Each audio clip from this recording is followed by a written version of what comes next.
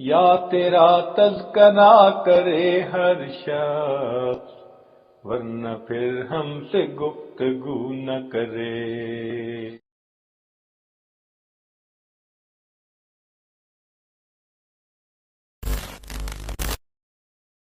Leningrad کی راتیں۔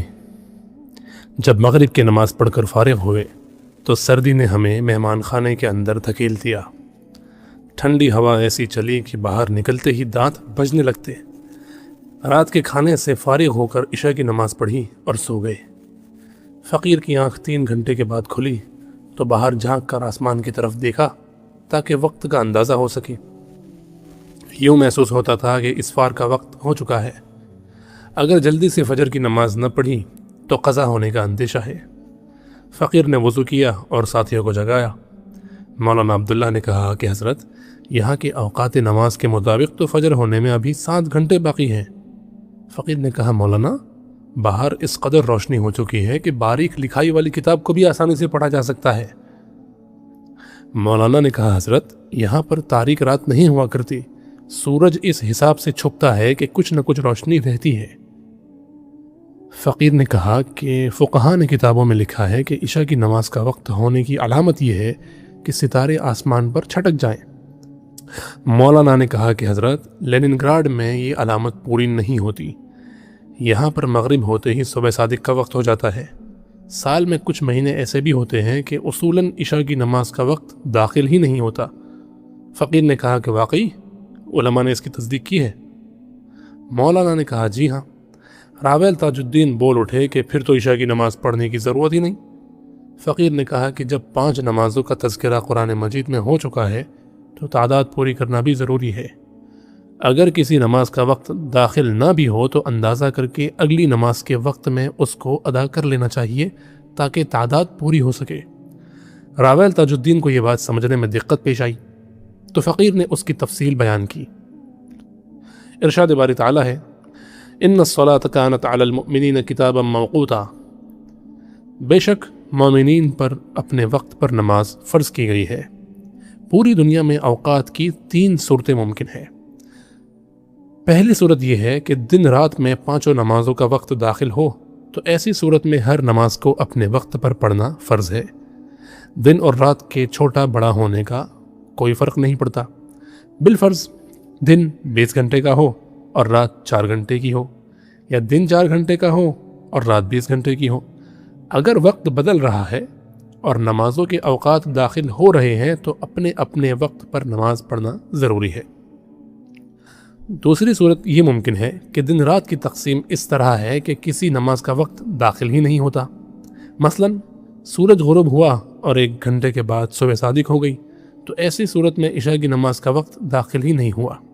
مثلا بلغار کے رہنے والے جو قطب شمالی میں ملک ناروے کا ایک نہایت سرد شہر ہے، وہاں چھوٹی راتوں والے دنوں میں 30 گھنٹے کا دن ہوتا ہے اور 1 گھنٹے کے لیے سورج غروب ہوتا ہے، اس لیے وہاں عشاء کی نماز کا وقت داخل ہی نہیں ہوتا۔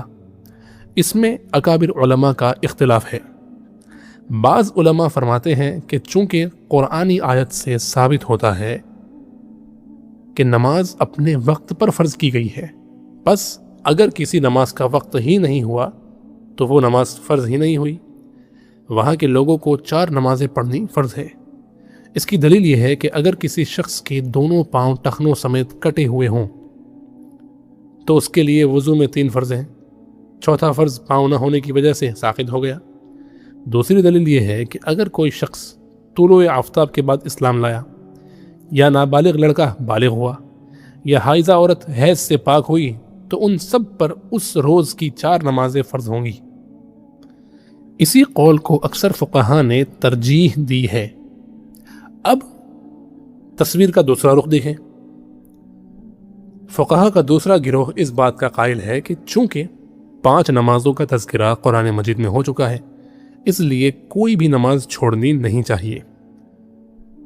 بس اگر کہیں عشاء کا وقت نہیں بھی ہوتا تو بھی ان لوگوں کو وقت کا اندازہ کر لینا چاہیے اور مغرب کی نماز کے اتنی دیر بعد نماز پڑھ لینی چاہیے۔ احتیاط اسی میں معلوم ہوتی ہے کہ عشاء کی نماز کو فجر سے پہلے اسی دن کی عشاء کی نیت سے پڑھ لیں۔ تیسری صورت یہ ممکن ہے کہ کئی مہینے تک دن یا رات رہے. مثلا ناروے میں قطب شمالی کے قریب دن اور رات 6 مہینے کے ہوتے ہیں. اسی طرح قطب جنوبی میں بھی 6 مہینے کے دن رات ہوتے ہیں.